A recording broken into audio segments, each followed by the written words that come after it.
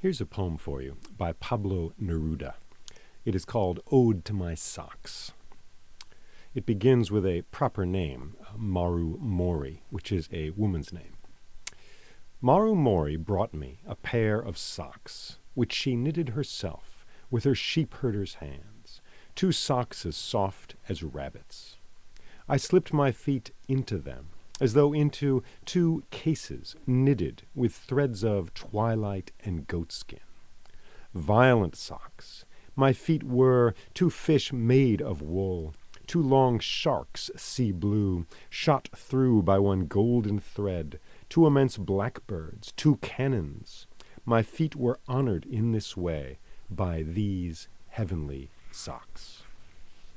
They were so handsome. For the first time, my feet seemed to me unacceptable, like 2 decrepit firemen unworthy of that woven fire of those glowing socks. Nevertheless, I resisted the sharp temptation to save them somewhere, as schoolboys keep fireflies, as learned men collect sacred texts. I resisted the mad impulse to put them into a golden cage, and each day give them birdseed and pieces of pink melon. Like explorers in the jungle who hand over the very rare green deer to the spit and eat it with remorse, I stretched out my feet and pulled on the magnificent socks and then my shoes. The moral of my ode is this: beauty is twice beauty, and what is good is doubly good when it is a matter of 2 socks made of wool in winter.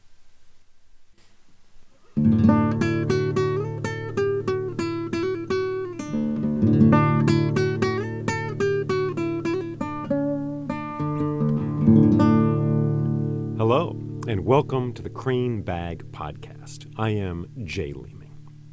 Today, I'm going to do something a little different, and I'm going to focus on poetry, in particular, the poetry of Pablo Neruda. Now, this is primarily a storytelling podcast devoted to the myths and stories of the world. But for me, poetry and story are deeply connected, and one illuminates the other for me. So that's what this is, and that's what you're going to get. So here we go.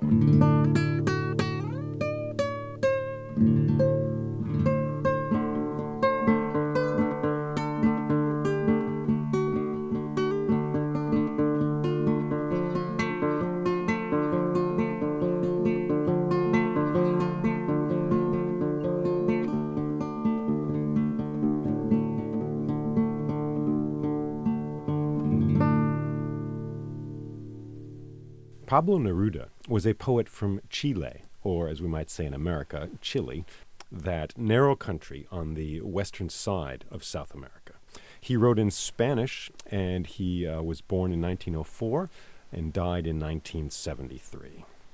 There are some facts for you, but it's nothing like the blue tiger of the waters. It's nothing like the bats on the ceiling. It's nothing like the red music we hear in our bones, is it? Well, you know, when I start thinking about Pablo Neruda, those types of visions come to me because he was, for me, a visionary poet. He saw things with his imagination and saw the things of this world through his imagination in a beautiful way. And you can see that quite clearly in this ode, which I just read to you. And I'm going to do a thing. I'm going to read it a second time. Can we do that? Is it legal? It is legal, yes. And you just heard this poem, you know? You're just getting to know it. And what's more, you don't have it in front of you on a piece of paper. So, So here it comes one more time. In Spanish, it's called Oda a los calcetines. Ode to my socks. What a wonderful sound. Oda a los calcetines. And here it is, once again, in English. Now, this is a translation by the American poet Robert Bly. More about translation later. Ode to my socks. Maru Mori brought me a pair of socks, which she knitted herself with her sheepherder's hands, 2 socks as soft as rabbits. I slipped my feet into them, as though into 2 cases knitted with threads of twilight and goatskin. Violent socks. My feet were 2 fish made of wool, 2 long sharks, a sea blue, shot through by one golden thread, two immense blackbirds, two cannons. My feet were honored in this way by these heavenly socks. They were so handsome. For the first time, my feet seemed to me unacceptable, like two decrepit firemen, firemen unworthy of that woven fire of those glowing socks. Nevertheless, I resisted the sharp temptation to save them somewhere, as schoolboys keep fireflies, as learned men collect sacred texts.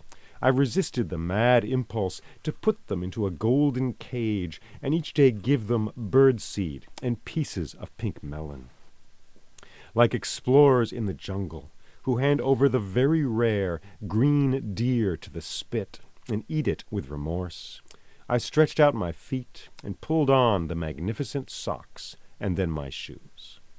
The moral of my ode is this: beauty is twice beauty, and what is good is doubly good when it is a matter of two socks made of wool in winter. All right. So what really grabs me about this poem is all the things the socks become. I mean, we could go through this thing and just list them. Like, look at everything which comes into this poem, which is not a sock. Right away, they're rabbits, and then they're cases, a little vague there, but cases knitted with threads of twilight and goatskin. Then they're violent socks. Then they're fish, two fish made of wool. They're sharks. They're blackbirds. They're cannons. And then we get this wild thing where my feet seem to me unacceptable, like two decrepit firemen. And you're like, what the heck does that mean? His feet are firemen? Why? That's totally confusing. But then we get, it's sort of like set and spike in volleyball, you know. And then we get it follows through. Like two decrepit firemen unworthy of that woven fire. Aha! Of those glowing socks. So the socks are so glowing with power and warmth that putting your feet into them, it's like they're a fire and you're firemen going into like a burning house, basically. Wild. And then we get the schoolboys, we get the learned men, we get the socks as if they were birds, you know, in a bird cage. And we're going to give them some pink melon. Just fantastic. So he sees these socks by means of metaphor. He turns them into so many other things. And this is the essential magic of poetry, really. I mean, I'm saying that. I mean, poetry is music above all. It's language imbued with music. But metaphor is something which is one of the core elements of poetry. You can't do it as well in other media. If I want to say, you know, oh, my love is like a red rose, and I want to make a sculpture about that, that is very difficult to do. Now, someone could try. They could even succeed. I'd kind of like to see that sculpture. My love is a red rose. But it's hard to do that in sculpture. Also in painting, like how do you do a metaphor? Breaking up with her was like ripping a Band-Aid off a hairy arm, you know? I mean, that's a metaphor and, well, a simile to be more specific. I guess I better lay this out, right? Metaphor and simile, essentially the same things, more or less, except simile uses like or as. And metaphor goes all the way. It says it is the thing, you know. My love is like a rose. That's a simile. My love is a rose. That's a metaphor. That's all there is to it. Metaphor goes a little further. It's a little more radical. It insists upon the complete identification of one thing with the other. My weekend was an airplane, you know, that type of stuff. So metaphor is crucial to poetry, and it's something poetry is able to do almost effortlessly. Whereas in music, in sculpture, in painting, in film even, it is much more difficult. So Neruda is a master of metaphor, and I mean, that seems silly to say. I feel weird saying master, which it's true, but it's a skill he's learned over time. And, well, it's possible that's what it is, but it's more like metaphor is just innate to him. He sees the world by means of his imagination. And he sees these socks, in this case, by means of his imagination. And so he turns them into all these other things. Fantastic. And the thing is, once you can change your metaphors, you can change your world. Is the universe a clock which we can take apart and understand? Or is it a river? Or is it a net of glittering jewels, as the Hindus would have it, as Indra? Indra, the god of, king of the gods, he has a net of jewels, and that's the universe. Each jewel is a universe, and they all reflect each other, and that's what the world is. So, if you consider the world to be a clock, or a river, or a net of jewels, that's going to change how you relate to that world. So skill with metaphor is essential at changing our relationship with the world and can do much magic, actually. Now, I should say, since you're not seeing this poem on the page, this poem is skinny, I would say. It uses like very few words per line. And more than one person has pointed out the connection between his way of writing these odes and the geography of Chile, which is long and narrow, right? So just to give you an idea of that, I'm going to pause really strongly at the end of each line, just in a little bit of this poem here. This is how it goes. Marumori brought me a pair of socks, which she knitted herself with her sheepherder's hands. 2 socks as soft as rabbits. I slipped my feet into them as though into 2 cases knitted with threads of twilight and goatskin. So I just wanted you to do that so you don't think I'm just like reading this in some funny way. And what is he doing there? He's focusing our attention. He is focusing his attention on the individual words. And it's completely at one with his whole being and his personality. He was a communist. He believed in the people and government by the people in the most radical way. And he wrote many surreal, wild poems of loneliness when he was young. Then he wrote some beautiful love poems. He wrote some intense political poems, just fantastic. And then he wrote these odes. He wrote over 225 odes to things. So I see this in 3 ways. He's valuing the words of the language, even insignificant words like the and by and to. He's valuing every word in the same way that politically he wants to value every person in a land. And on a slightly larger scale, he is valuing the things of this world in writing these odes. This is ode to my socks, for crying out loud. Like, historically, odes have been used by, like, the Romans in particular, to glorify kings and generals and great battles, But Neruda has a totally different project here. He is bringing it down to earth, literally and in every other way. I've got this amazing book here, All the Odes, of Pablo Neruda, edited by Ilan Stavans, Stavans. Not sure how to say that, but and there's just amazing ode to the artichoke, ode to the atom, ode to the azure flower, ode to the anchor, ode to air, ode to barbed wire, ode to the bed, ode to bees, ode to an abandoned house, ode to the apple. So this is just the first page. This is the A's and the B's, as you can probably tell. I haven't even gotten to the rest of the alphabet.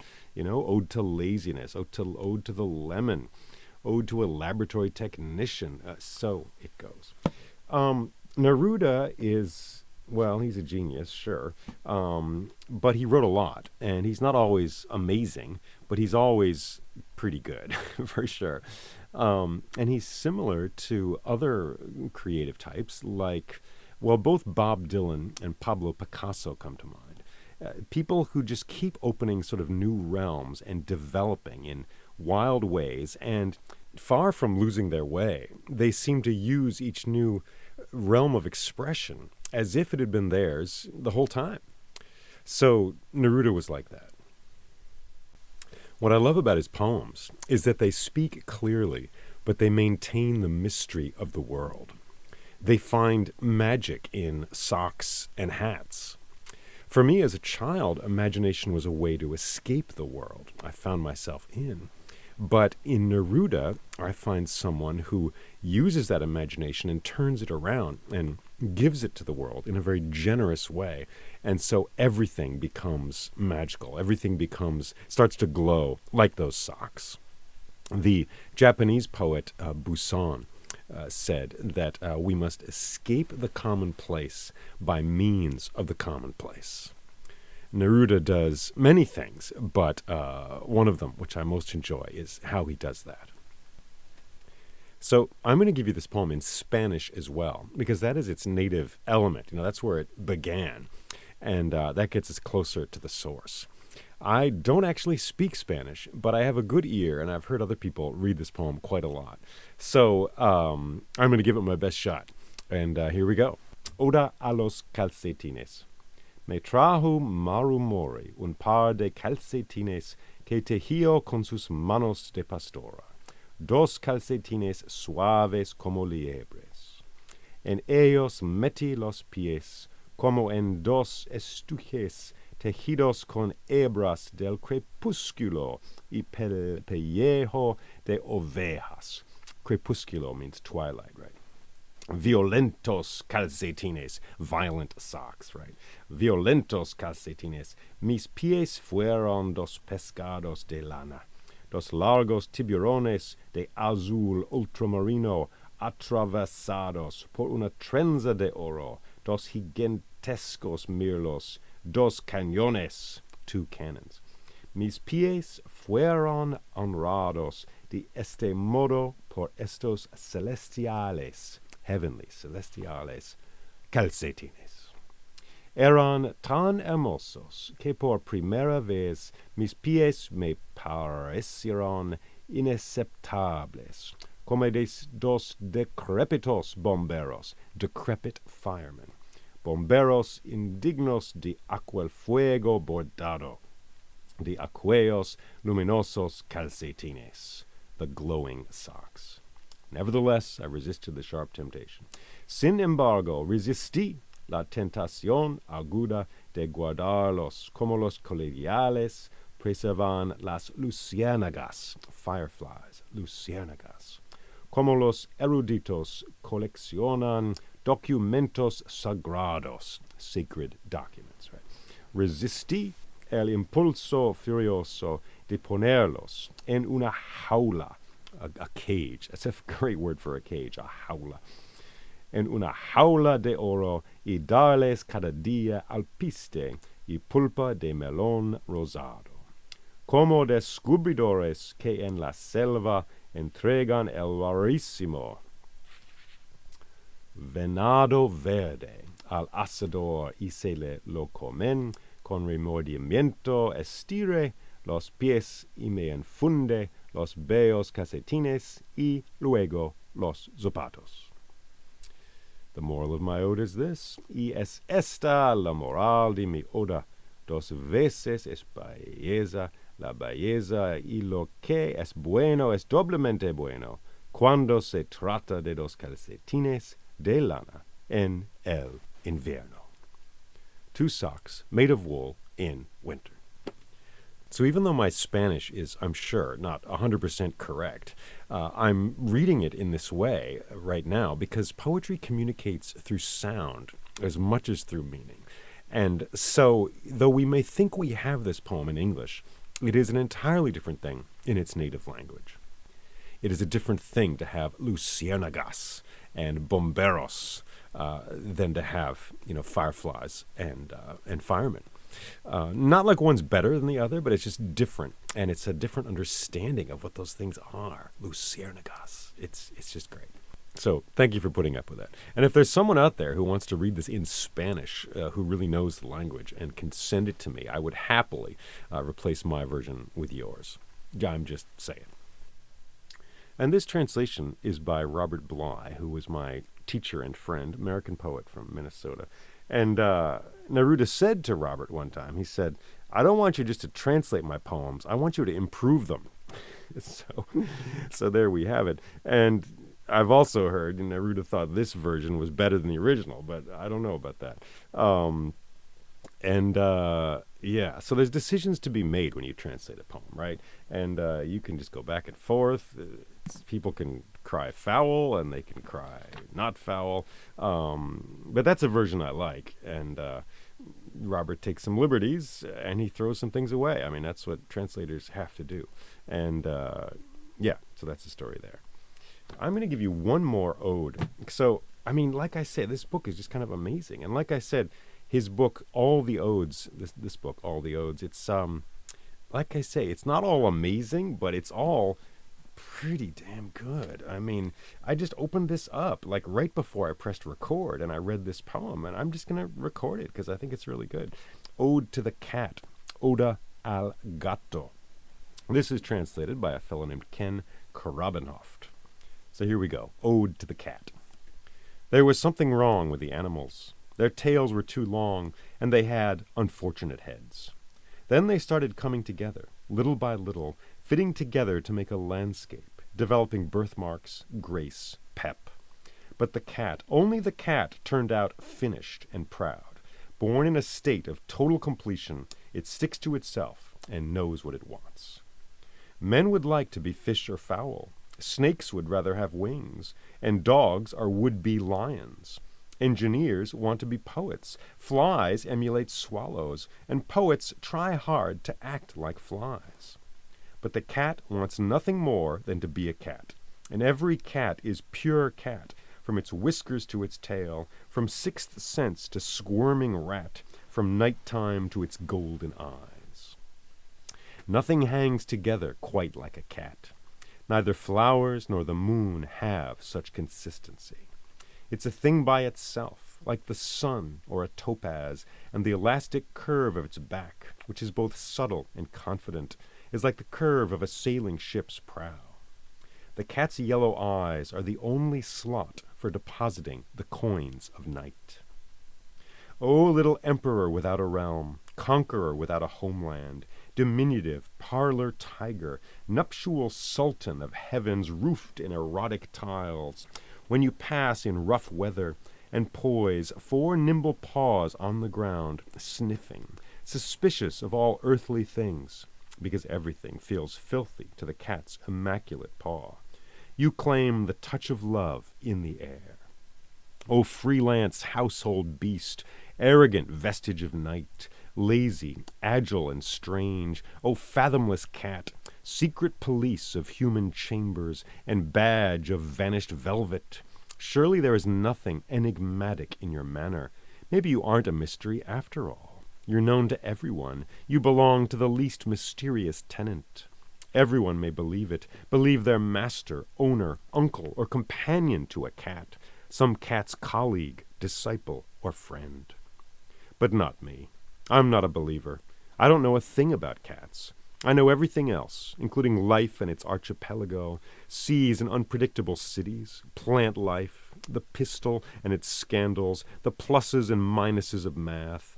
I know the earth's volcanic protrusions and the crocodile's unreal hide, the fireman's unseen kindness and the priest's blue atavism. But cats I can't figure out. My mind slides on their indifference. Their eyes hold ciphers of gold.